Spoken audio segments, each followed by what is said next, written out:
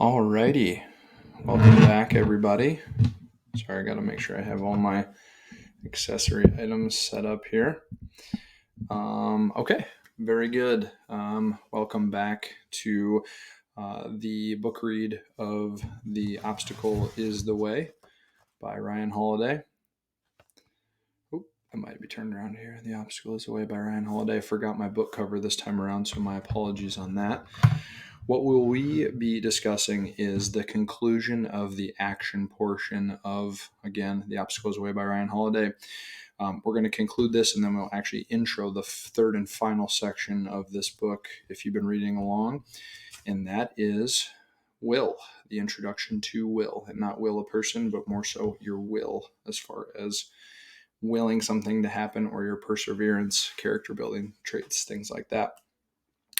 Real quick before we dive in, if this is the first video that you're watching, please understand that this is a book read and I've broken down everything chapter by chapter.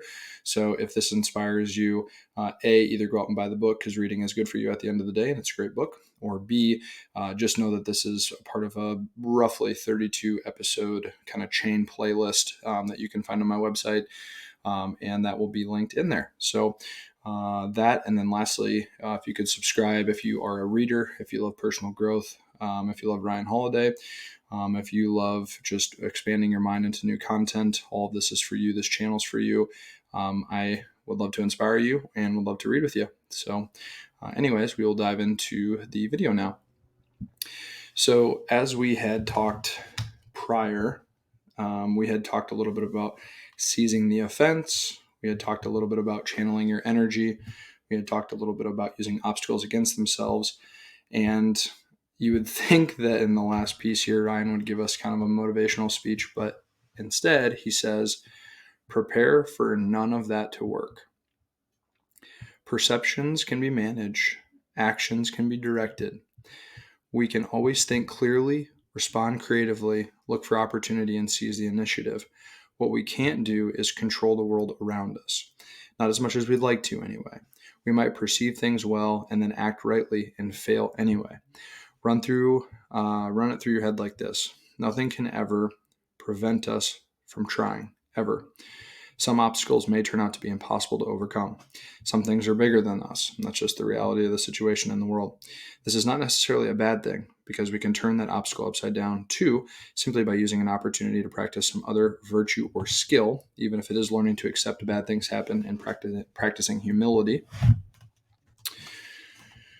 It is infinitely elastic formula. In every situation, that which blocks the path actually presents a new path, which a new part of us. If someone you love hurts you, there's a chance to practice forgiveness. If your business fails, now you can practice acceptance. If there's nothing else you can do for yourself, at least you can try to help others. Just our best. That's it.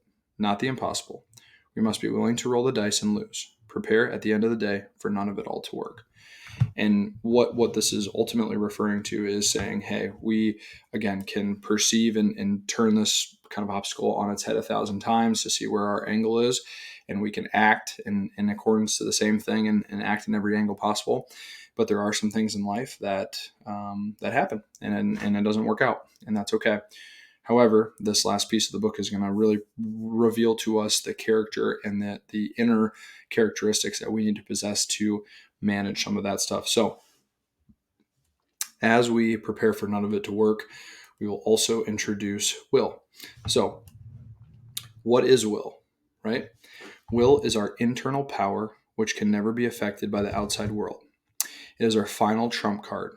If action is what we do when we say we have some agency over the situation, the will is what we depend on when the agency has all but disappeared. Placed in some situations that seem unchangeable and undeniably negative, we can turn it into a learning experience, a humbling experience, a chance to provide comfort to others. That is will power. But that needs to be cultivated. We must prepare for adversity and turmoil. We must learn the art of, big word I cannot pronounce, sorry about that, and practice cheerfulness even in dark times. Too often people think that will is how bad we want something, which I personally did kind of sense that interpretation. In actuality, the will has a lot more to do with surrender than the strength. Try God willing over the will to win, or willing into existence, for even those attributes can be broken. True will is quiet humility, resilience, and flexibility.